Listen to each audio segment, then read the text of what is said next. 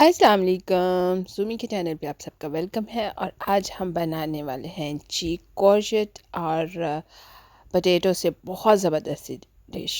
कोरजेट meaning काली तोरी और घिया तोरी और आलूओं से बहुत ही ज़बरदस्त सी डिश बनाने वाले हैं। उसके लिए हमें चाहिए 2 काली तोरी और 2 ही आलू। सबसे पहले हम ना काली तोरी को, वैसे इसको घिया तोरी भी कहते हैं और काली तोरी भी कहते हैं। आई डोंट नो काली क्यों कहते हैं, होती तो ग्रीन है, लेकिन क्यों कहते हैं ये मुझे भी नहीं पता। लेकिन घिया तोरी को हमने लिया है, उसको हमने अच्छी तरह से छील लेना है, छील के धो भी लेना है।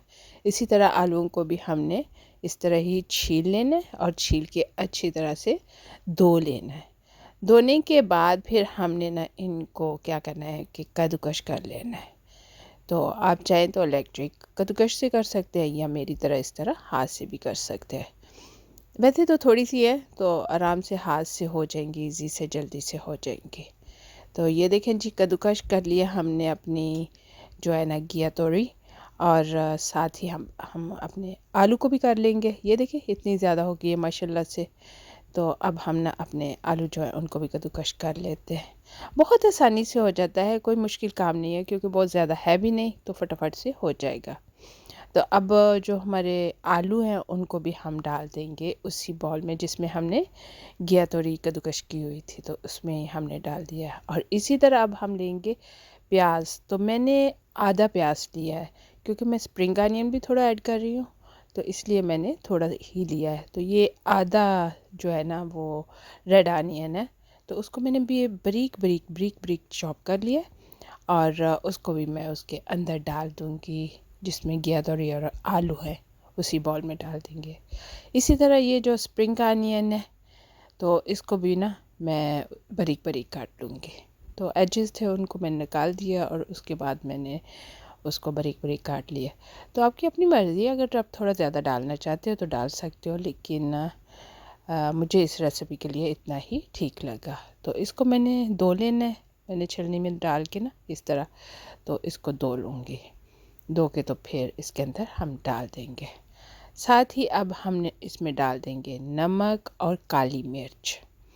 तो ये डिपेंड करता है आप कितना स्पाइसी खाना चाहते हो, अगर कम खाना चाहते हो तो कम डाल लो। तो अब इसमें मैंने डाल दिया मैदा, प्लेन मैदा, जो रेगुलर प्लेन मैदा है वही डाला है। तो वो 4 चम्मच जो है ना वो मैंने भर के डाल दिए। जो मेजरिंग टेबल स्पून है वो वाले मैंने डाले हैं। डाल के तो इनको अच्छी तरह से ना मैंने मिक्स कर देना है। तो मिक्स, इसमें कोई पानी ऐड नहीं करना, क्योंकि आपके आलू और कोरजेट जो है वो पानी छोड़ सकते हैं, इसलिए आप इसमें कोई पानी ऐड ना करें, जस्ट मिक्स कर दें। और फिर मैंने इसमें ऐड कर दिया है एक अंडा, क्योंकि अंडे से बाइंडिंग बहुत अच्छी होती है। तो ये देखें जी, हमने अंडा भी डाल के मिक्स कर दिया है। लेकिन पानी बिल्कुल भी नहीं डालना इसके अंदर, क्योंकि नमक जब कोरजेट को लगेगा, मसलन घिया तोरी को लगेगा और आलू को, तो उसने तो पानी छुड़वा देना है उनका। तो इसलिए, और अगर पहले से बना के रखा हो तो ज़रूर निचोड़ लें।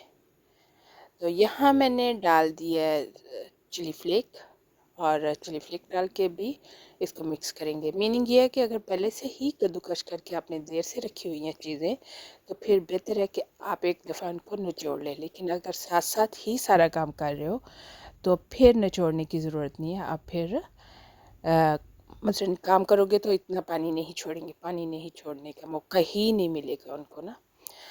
तो ये मैंने बेकिंग ट्रे में डाल दिया है और उसको अच्छी तरह से फ्लैट कर लिया है। और फ्लैट करके इसको मैं रख दूँगी ओवन में, तो बहुत जल्दी पक जाएगा, फटाफट से तैयार हो गया ये हमारा। अच्छा, यहाँ पे ये है कि अगर आपका दिल कर रहा है कि हम ऊपर चीज़ डालें तो डाल भी सकते हो, और अगर नहीं चीज़ खानी तो फिर आप ऐसे भी निकाल सकते हो। तो ये इस तरह भी बहुत ज़बरदस्त है। तो ये देखिए जी, हमने निकाल ली है, बहुत मज़ेदार और बहुत टेस्टी जो है ना ये हमारी वेजिटेबल रोटी टाइप तैयार हो जाती है। आप इसको किसी चीज़ के साथ भी ले सकते हो, ख़ुद भी वो भरपूर ग़िज़ा है, और साथ सैलड ले सकते हो। और ये लीची बहुत ज़बरदस्त सी हमारी तैयार होगी है। अब आप भी बनाएं और मुझे ज़रूर बताएं कि आपको मेरी ये रेसिपी कैसी लगी। मिलेंगे न्यू रेसिपी के साथ। अल्लाह हाफिज़।